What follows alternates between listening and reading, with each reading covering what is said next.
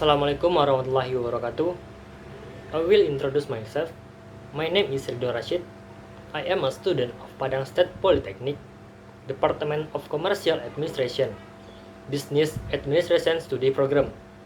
In this video, I will inform you of a topic entitled The Weakening of the Corruption Eradication Commission in the Reform Era. Corruption, or theft, is the act of public officials, both politicians and civil servants, as well as other parties involved in such acts who unreasonably and unlawfully abuse the public trust given to them for unreasonable gain. The Corruption Eradication Commission, or KPK, is an institution established by the state of eradication corruption. The birth of the KPK institution cannot be separated from the strong encouragement of the community to the government to solve the problem of corruption.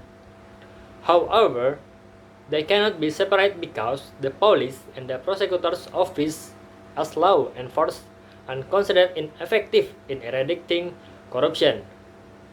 For the reason, the KPK is the coordinator of law enforcement agency that aim optimize the eradication of corruption. The KPK, as a super body institution dealing with extraordinary crimes, require extraordinary effort to handle it. For this reason, the KPK has special and broad power. Some points of privilege of authority are: 1. KPK as independent institution and free from any power. 2.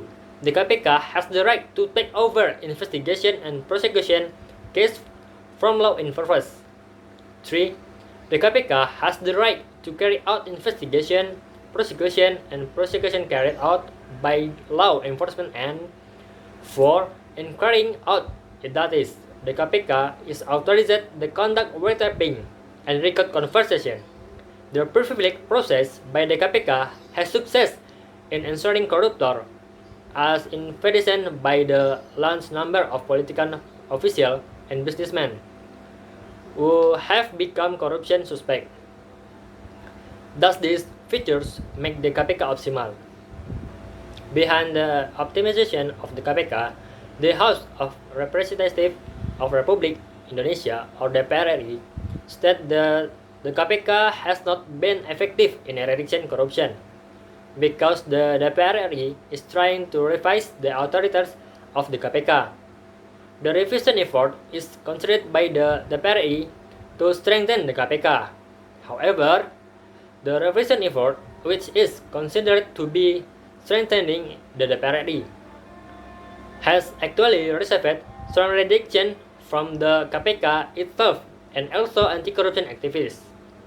The KPK internal response firmly rejection to the revision of the KPK law because it considered that the revision of KPK law was very effective at the weakening and would make the institution performance ineffective if it ratified.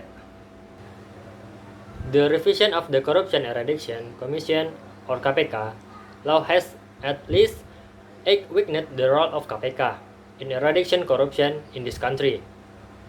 One of which, in Article 12B, which states the wiretapping can be carried out by the KPK with written permission from the Supervisory Board.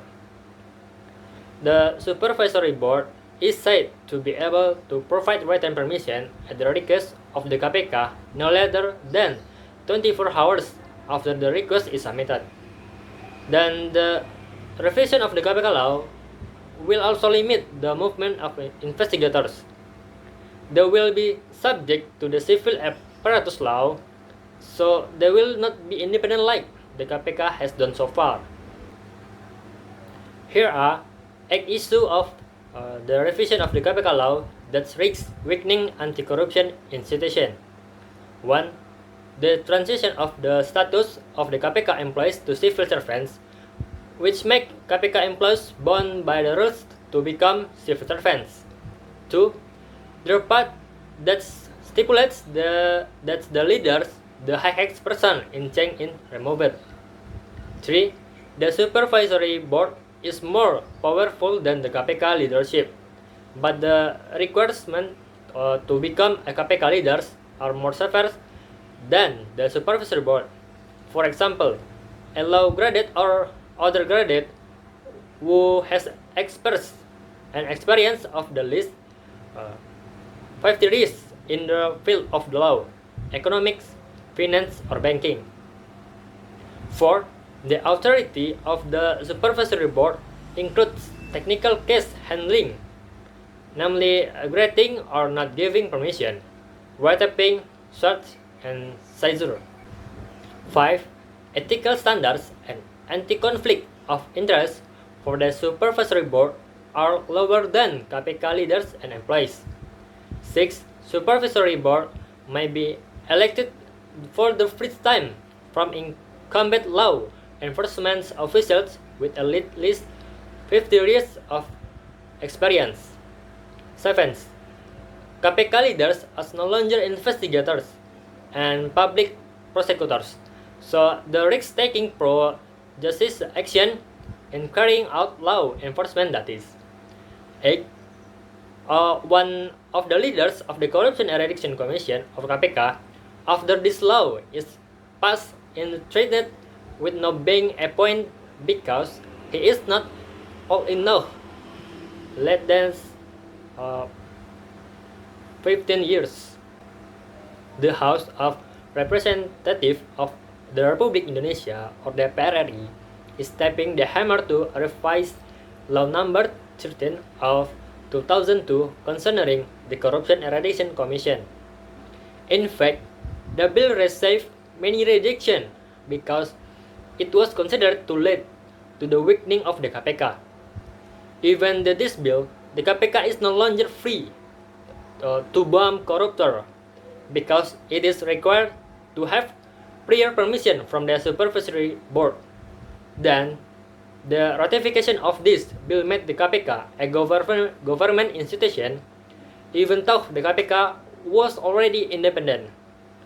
This means that KPK employees have the status of the civil apparatus and must comply with the SN law.